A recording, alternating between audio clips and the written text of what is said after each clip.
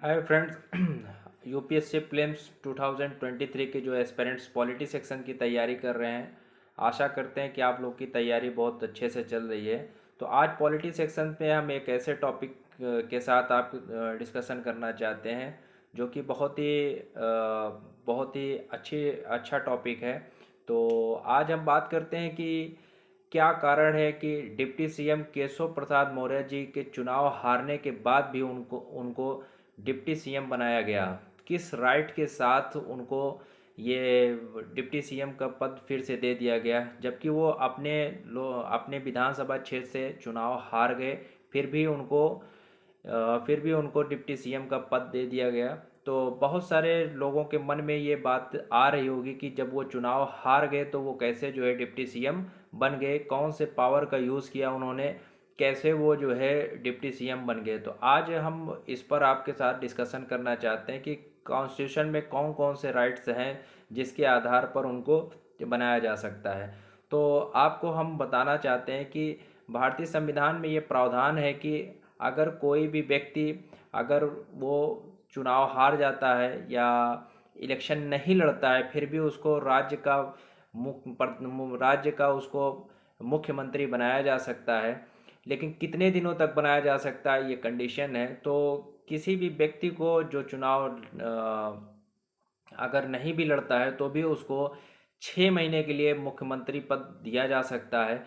और 6 महीने के बाद उसको चाहे विधानसभा या विधान परिषद किसी का सदस्य होना अनिवार्य है, किसी एक सदन का सदस्य होना अनिवार्य है।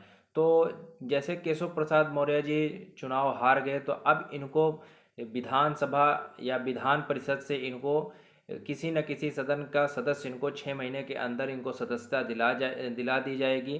तो आपको बता दें कि कोई व्यक्ति अगर वो विधानसभा का सदस्य है या विधान परिषद का सदस्य है, दोनों सदनों में से मंत्री परिषद का पद दिया जा सकता है। चाहे वो विधान परिषद का सदस्य हो और चाहे विधानसभा का सदस्य हो, उसको मंत्री परिषद पद दिया जा सकता है। तो आपको आज इस चीज़ की मतलब क्लियर हो गया होगा कि क्यों केशव प्रसाद मौर्य जब ये इलेक्शन हार गए फिर भी इनको डिप्टी सीएम क्यों बना दिया गया। तो इनको 6 महीने के अंदर किसी भी सदन का सदस्य होना अनिवार्य है, वो चाहे विधान परिषद की सदस्यता लें या विधानसभा की सदस्यता लें। तो अब आप लोगों को ये हो रहा होगा कि सर जो है कि विधानसभा का चुनाव तो हो गया, तो फिर कैसे फिर ये कैसे जो है चुनाव में फिर कैसे ये जो है विधानसभा के सदस्य बन सकते हैं।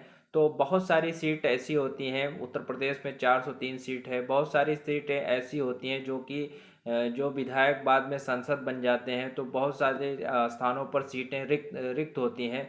तो भारतीय संविधान में भी ये छूट है कि एक व्यक्ति किसी भी जो है स्थान से, वो भारत के किसी भी स्थान पे या राज्य के किसी भी स्थान पर वो चुनाव लड़ सकता है। तो जैसे कोई विधानसभा की कोई सीट रिक्त होती है, तो वहाँ पर केशव प्रसाद मौर्य जी को इलेक्शन लड़ाया जा सकता है, वहाँ से उनको जिताया जा सकता है। या विधान परिषद की जो सीट है वहाँ पर उनको विधान परिषद का चुनाव जिताकर उनको किसी न किसी सदन का सदस्य बनाया जा सकता है, जिसके आधार पर वो डिप्टी सीएम के पद पर बने रहेंगे। यदि 6 महीने के अंदर ये प्रक्रिया नहीं की जा सकती है, तब उनको संवैधानिक तौर पर चुनौतियां उनके सामने खड़ी हो सकती हैं। तो अगर आपको ये जानकारी अच्छी लगी तो थैंक यू, और मिलते हैं हम नेक्स्ट वीडियो में किसी और केस स्टडी के साथ। तो आप हमारे कई सारी सीरीज़ हैं जो कि केवल कॉन्स्टिट्यूशनल पोर्शंस हैं। आप पॉलिटी सेक्शंस की जो तैयारी कर रहे हैं,